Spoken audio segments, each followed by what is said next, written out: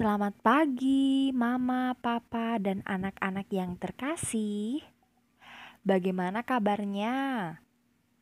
Baik, semoga dalam keadaan sehat semua. Apakah anak-anak sudah siap untuk belajar hari ini? Kalau sudah siap, pastinya anak-anak sudah mandi, sarapan, mengenakan seragam, dan juga mempersiapkan buku-buku yang akan dipelajari hari ini, yaitu tema 2, PS halus kasar, PS kotak-kotak, dan alat tulis anak-anak.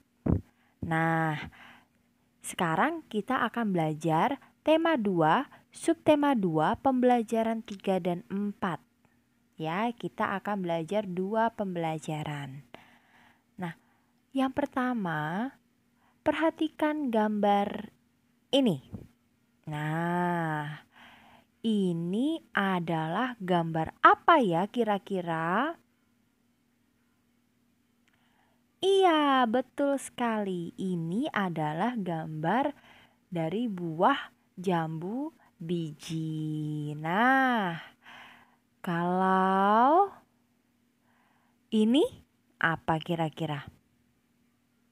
Iya, ini adalah gambar dari jus jambu biji. Nah, dari gambar yang pertama tadi, buah jambu biji. Nah, kira-kira gambar ini menunjukkan benda padat, benda cair, atau benda gas anak-anak? Iya, betul sekali ya. Jambu biji ini merupakan benda padat. Nah, jika ini gambar jus tadi. Nah, jus ini kira-kira menghasilkan benda padat, benda cair, atau benda gas? Iya, betul sekali. Jus jambunya itu merupakan hasil dari benda cair. Ya, karena jus itu berbentuk cair ya. Nah, sekarang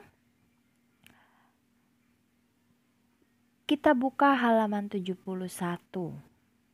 Nah, di halaman 71 terdapat cerita anak-anak. Apakah anak-anak sudah mempersiapkan buku cetaknya? Nah, coba anak-anak buka halaman 71 ya. Sudah? Baik. Jika sudah, Ibu akan membacakan cerita dari halaman 71. Anak-anak boleh sambil mendengarkan sambil membaca dari rumah ya. Membuat jus jambu biji. Benny dan teman-teman bermain di rumah Udin. Mereka membuat jus jambu biji. Mereka berbagi tugas. Benny, Udin, dan Edo bertugas memetik jambu. Lani, Siti, Dayu, dan Mei menyiapkan alat dan bahan yang diperlukan. Alat dan bahan yang diperlukan yaitu blender, gelas, pisau, sendok, alat penyaring, gula, susu, air, dan es batu. Setelah jambu dipetik dan alat disiapkan, mereka membuat jus bersama-sama. Ibu Udin juga turut membantu mereka. Jambu yang telah dicuci dikupas terlebih dahulu. Jambu lalu dipotong menjadi bagian kecil. Kemudian dimasukkan ke dalam blender. Tidak lupa ditambahkan gula, es batu, susu, dan air secukupnya. Setelah di blender, jus tersebut disaring lalu dimasukkan ke dalam gelas. Jus siap untuk diminum. Benny dan teman-teman sangat senang. Nah, dari percakapan atau cerita di halaman 71 ada beberapa pertanyaan yang harus kita jawab di halaman 72 anak-anak. Nah, pertanyaan yang pertama, apa yang dilakukan Benny dan teman-teman di rumah Udin? Ya, mereka bermain, lalu membuat jus jambu biji. Nah, yang nomor 2, bagaimana cara mereka bekerja? Cara mereka bekerja yaitu mereka berbagi tugas. Benny, Udin, dan Edo tugasnya memetik jambu. Lani, Siti, Dayu, dan Mei menyiapkan alat dan bahan yang diperlukan untuk membuat jus jambu. Yang ketiga, apa saja alat dan bahan yang mereka gunakan dalam membuat jus jambu? Nah, di layar HP kalian atau komputer kalian itu merupakan alat-alat dan bahan yang mereka gunakan untuk membuat jus jambu.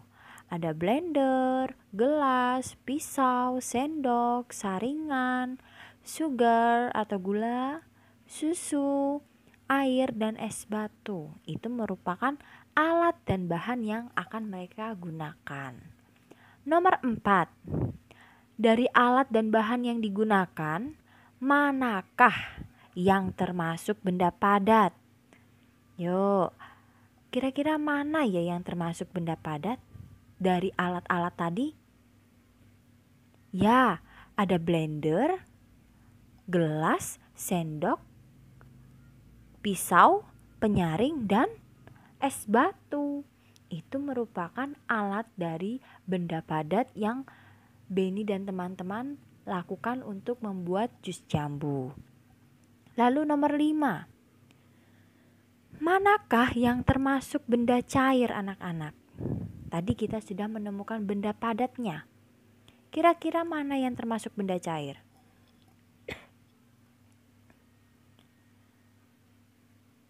Iya, yang termasuk benda cair itu ada air dan juga susu. Ya, nah kira-kira masih ingatkah anak-anak apakah benda cair itu? Nah, pasti masih ingat ya, karena kemarin kita sudah belajar mengenai benda padat, benda gas, dan benda cair. Nah, kira-kira apa saja sih benda cair yang ada di rumah kalian? Coba dilihat, benda cair yang ada di rumah kalian itu apa saja? Nah, benda cair dan benda padat itu berbeda, ya. Benda cair berbeda dengan benda padat. Nah, sekarang benda cair itu menyerupai bentuk wadah atau tempatnya anak-anak. Ya. Jika air teh dipindahkan ke kaleng, maka bentuknya menyerupai seperti kaleng. Jika susu kita pindahkan ke sendok, maka bentuk susunya akan menjadi seperti sendok. Lalu misalnya minyak termasuk benda cair anak-anak. Minyak kita pindahkan ke dalam botol, maka minyak akan berbentuk seperti botol. Walaupun dipindahkan, jumlah benda cair atau volume dari benda cair itu akan selalu tetap anak-anak, ya. Walaupun dipindahkan, jumlah atau volume benda cair akan selalu tetap, ya, diingat ya. Nah, selanjutnya, kita buka halaman 84. Sudah dibuka anak-anak? Nah, di situ gambar apa kira-kira? Di layar kalian itu kira-kira gambar apa anak-anak? Iya, gambar dari pesawat kertas. Ibu Dian mau bertanya, apa yang menggerakkan pesawat kertas itu? Pesawat kertas yang menggerakkan pesawat itu apa kira-kira? Tahu? Iya, udara. Nah, udara ya anak-anak. Pasti kalian tahu ya, kita setiap hari, setiap saat pasti menghirup udara. Nah, sekarang udara itu merupakan benda gas. Nah, tahu tidak udara itu merupakan benda gas. Lalu, pesawat kertas bisa terbang, pesawat kertas tadi bisa terbang karena adanya bantuan dari angin. Nah, angin itu sama saja seperti udara. Angin adalah udara yang bergerak. Angin juga termasuk benda gas. Gas tidak bisa dilihat dan disentuh. Ya, jadi benda gas itu tidak bisa dilihat dan disentuh. Angin, udara tidak bisa dilihat dan disentuh. Namun, benda gas menempati ruang dan kita bisa merasakan keberadaannya, keberadaan udara, keberadaan angin. Kalau ada angin lewat, pasti kalian merasa kedinginan, segar sekali. Apalagi duduk di bawah pohon, dapat angin. Nah, kita bisa merasakan keberadaan angin itu. Nah, sekarang sesuatu yang menempati ruang berarti memiliki volume, ya. Sesuatu yang menempati ruang berarti memiliki volume. Gas memiliki volume meskipun tidak dapat dilihat dan disentuh. Nah, volume dan bentuk gas, volume dan bentuk benda gas itu berubah-ubah anak-anak. Jadi tidak tetap, berubah-ubah volume dan bentuknya, ya. Nah, sekarang kita kembali di halaman 75. Sudah dibuka halaman 75. Nah, Ibu Dian punya cerita dari gambar ini. Ibu Dian mau membuat jus apel menggunakan 3 buah apel dalam satu kali membuat jus. Nah, jika Ibu Dian ingin membuat jus 2 kali, ya, satu kalinya menggunakan 3 buah apel. Kalau 2 kali, ya, nah Ibu mau membuat jus 2 kali. Maka 2 dikali berapa apel tadi anak-anak? 3 apel, ya kan? Satu pembuatan jus tadi membutuhkan 3 apel. Berarti kalau Ibu mau membuat jus 2 kali, 2 dikali 3 apel, kira-kira bentuk perkalian dan bentuk penjumlahannya serta hasilnya berapa kira-kira? Kita lihat bersama-sama. 2 dikali 3 sama dengan 3 ditambah 3 sama dengan 6. Nah, berarti jika Ibu mau membuat 2 kali, membuat jus 2 kali, Ibu membutuhkan 3 buah apel ditambah 3 buah apel sama dengan total buah apel yang akan Ibu gunakan adalah 6 buah apel. Nah, dari contoh yang Ibu berikan, anak-anak tahu tidak? Perkalian dengan 2 sama artinya menjumlahkan dengan bilangan itu sendiri. Maksudnya, jika kita mengalikan dengan angka 2, itu sama artinya menjumlahkan dengan bilangan itu sendiri anak-anak. Contohnya tadi 2 dikali 3. Ya, kita menjumlahkan mengalihkan dengan angka 2. Berarti kita menjumlahkan bilangan itu tadi.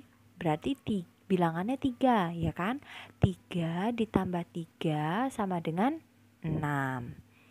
Nah, jika kita hendak memblender jus sebanyak 2 kali, tetapi masing-masing buah hanya 1 apel, kira-kira berapa banyak yang dibutuhkan? Ayo, berapa banyak anak-anak? Nah, ibu tadi mau membuat 2 kali, tapi membutuhkan 1 apel saja. Berarti 2 dikali berapa apel? 1 apel sama dengan bentuk perkaliannya 2 dikali 1 sama dengan 1 tambah 1 sama dengan 2. Berarti 1 apel ditambah 1 apel sama dengan 2 apel. Nah, penjelasan dari contoh tadi itu adalah semua bilangan jika dikalikan 1, ya, semua bilangan jika dikalikan 1 hasilnya sama dengan bilangan itu sendiri.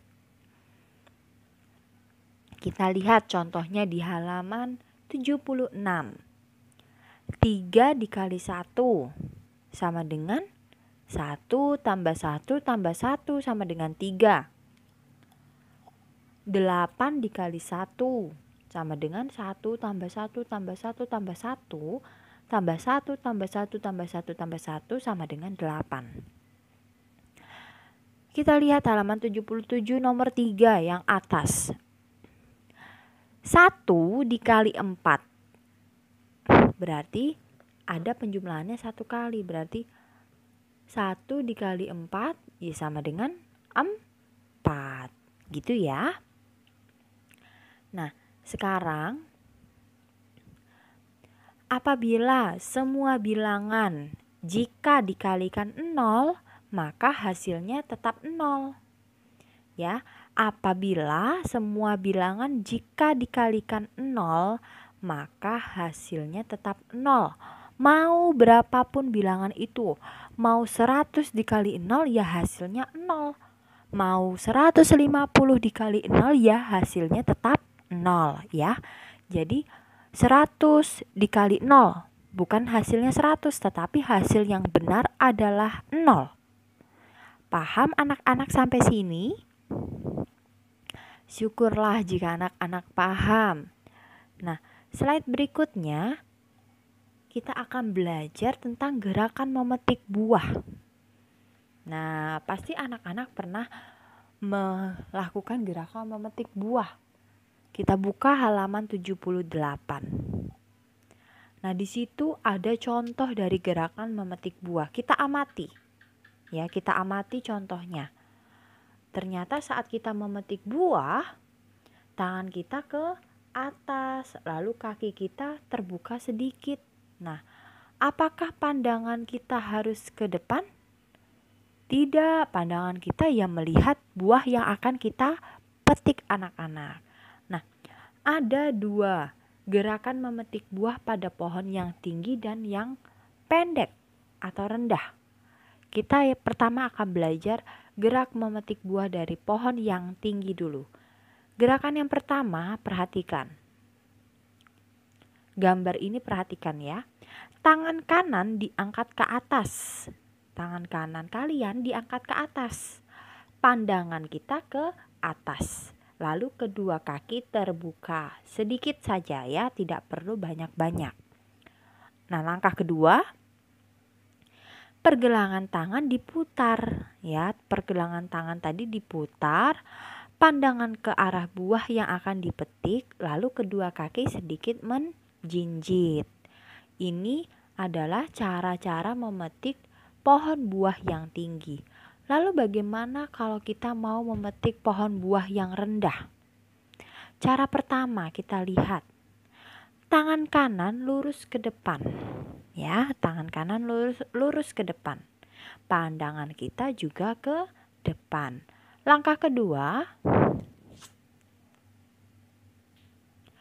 tangan kanan ke arah tangan kiri.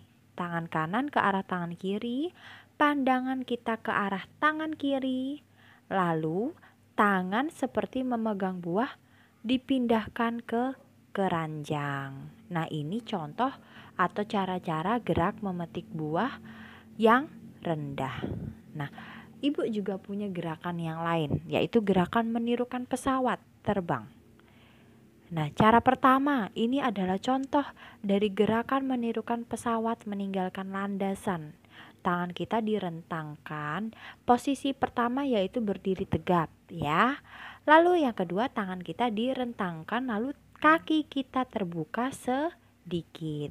Pandangannya ke depan. Baik.